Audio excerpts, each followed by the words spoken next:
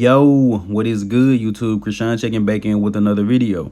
And the first update of the day, you guys are currently looking at the latest updates of Rafael Brandão, who looks incredible in this front leg spread, especially by himself. But the question is going to be going into this year's Olympia, how is this going to look next to top guys in the sport? In my personal opinion, Rafa has one of the best structures in the open class, but has Rafa put on enough mass to be truly competitive for a top 10 spot at this year's Olympia, maybe even higher? Regardless, I think if he comes in spot on with his conditioning, the shape and structure is so good, I think he can beat guys that are bigger than him if they come in off. Now, in the next update of the day, you guys are looking at a recent guest posing of Hunter Labrada, and unfortunately, this is the best footage I could find. Now, Hunter is a top 4 Olympian less than 10 weeks out from the Mr. Olympia, and there is very little footage from this guest posing. I feel like this should be a much bigger deal than what it is, but I'm pretty sure I'm one of the few people that feels like Hunter Labrada can actually maintain his position in their top 5, top 6 at this year's Olympia. Now, I'm not predicting that to happen yet, but I don't think Hunter Labrada is getting enough credit for how good he's looking going into this year's Olympia. Also has made crazy improvements from last year.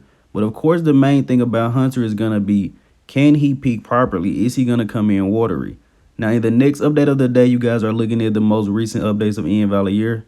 Now, the main thing I took from this update, look at the hardness that Iain has in the upper body at 9 weeks out from the Mr. Olympia. And I've noticed we have a few top bodybuilders that actually struggle with getting the upper body as hard as the lower body. Just a few that come to mind, Derek Lunsford, James Hollingshead, as well as Martin Fitzwater. But Iain Valliere comes in very conditioned, very dry from head to toe. And taking a look at this recent back double bicep, the back has definitely came up. Now, Iain knows it's going to be a battle to maintain that 7th place position to move up, but I think he'll be happy with just placing at least top 10 in this lineup. Now, switching over to Justin Rodriguez, these are recent updates from him. And Justin Rodriguez is looking more like himself now after rebounding from this Legion Sports Fest. Now, he is going to do this Mr. Olympia regardless what anyone says. So hopefully Justin is able to take good advantage of this rebound and actually have a good showing at this year's Olympia. He's been top 10 for 2 years straight, and I really don't want Justin to have a low placing just because he's pushing himself too hard. Now, switching over to Antoine Vaillant, these are the most recent updates of him. And Antoine decided to get a little creative with his posing. So I do think this should stand out in a lineup presentation, of course. When they call for a side chest in a lineup, the guy next to Antoine is probably going to go directly into the shot, whereas Antoine is probably going to hit a variation or two just to have the judges look at him a little bit more. This guy is really going to be trouble at the Olympia. Now, switching over to Good Vito, this is a small update from him recently. Now, I've been hearing that Vito is actually going to do a show that is not a pro qualifier first, and then he's going to actually try to turn pro at the end of November. That is not 100% set in stone yet. But regardless, whenever Vito does turn pro, it's probably going to be too late to qualify for this year's Olympia. So hopefully he decides to go ahead and hop in a pro show to earn a qualification for next year's Olympia. But once again, we don't even know what his plans are. I don't think I've ever even heard this guy talk or make a video. But hopefully after Vito turns pro, we get to see him on a pro stage sooner than later. Hopefully this year. Now, in the next update of the day, you guys are looking at the latest updates of James Hollingshead. And I don't think I've got your guys' opinion on how James will place at this year's Olympia. Can James shake things up and potentially get into that top 10? If you guys don't remember, going into last year's Mr. Olympia, a lot of people had James in the top 6. I'm pretty sure everyone had him at least in the top 10. So you guys let me know, how would James Hollingshead do at this year's Mr. Olympia?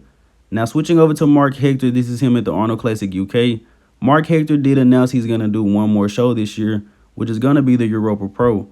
And I'm pretty sure he's probably going to get a qualification for this year's Olympia. The only high-level guys that aren't qualified that we're still looking at is Michael Krizo, Brett Wilkin, Martin Fitzwater. Martin already said he's going to shut it down for the rest of the year. And I haven't heard anyone else mention doing the Europa Pro, so I'm pretty sure Mark's chances of heading to the Olympia are pretty good. Now, switching over to Sergio Oliva Jr., a guy we haven't talked about in a while. These are the most recent updates of him. And I'm glad that Sergio is putting out physique updates. You know, he's getting back into posting, getting back into the sport of bodybuilding. But the name of the game is improvement. Do you guys think Sergio Oliva has significantly improved since the last time we seen a real physique update? Unfortunately, Sergio looks more or less the same. Still has an incredible physique, still can be extremely competitive, but people are expecting you to come in better and better at each showing. But this could just be the starting point for Sergio's offseason.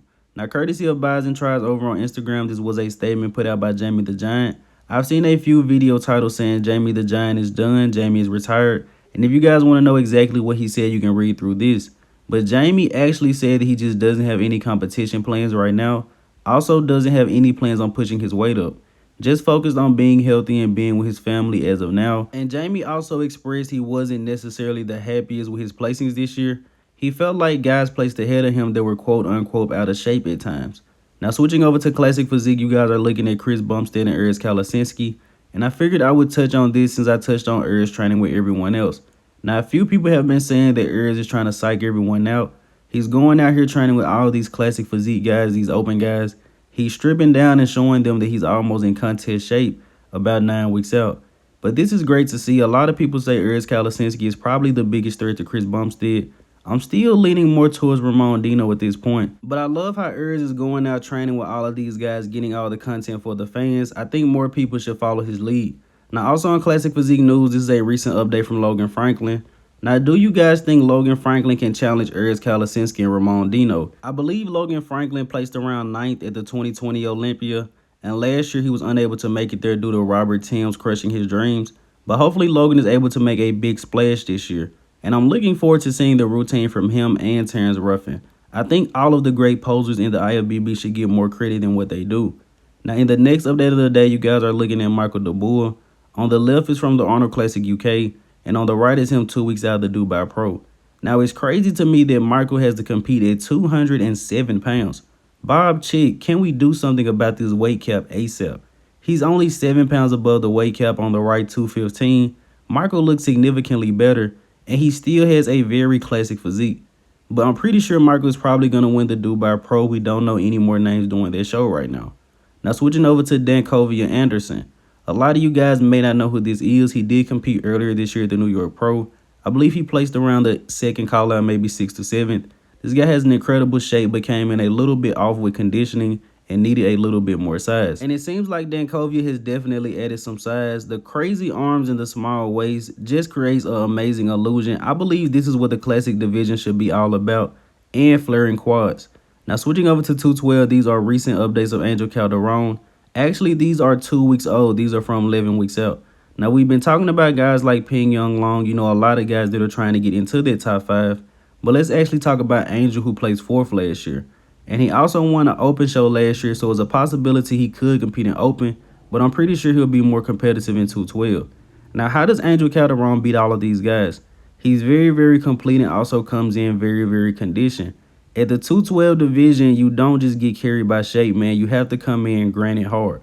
Now, taking it way back for today's archive of the day, you guys let me know in the comment section below which legendary bodybuilder is this. As always, I hope you guys did indeed enjoy this video. Bodybuilding news is a little bit slow right now, but hopefully this was interesting. I'm Krishan from Go Fitness, and that's it. I'm out.